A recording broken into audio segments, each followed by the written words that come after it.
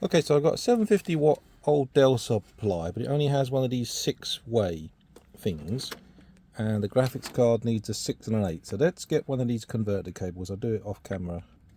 So the key, they can only go in one way, and then you've got 2 8s, but obviously what you do is you put in my case, the little clicky bit goes here, which is, so one goes in there, click.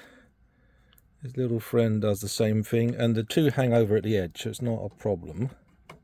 They can be removed. Hang on, there. So now I fit the lid and we power it up.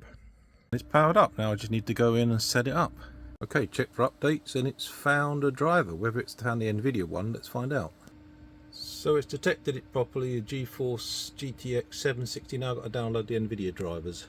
Yeah, it seems to have seen it right, but I mean, it's always a problem. This is a server, so getting the graphics drivers from Nvidia is hard work. What's worked for me is the 47212 desktop Win 10 11 64 International. Don't know where I got it from, probably Nvidia, but that seems to be installing now. The other ones complain that I've got a server machine.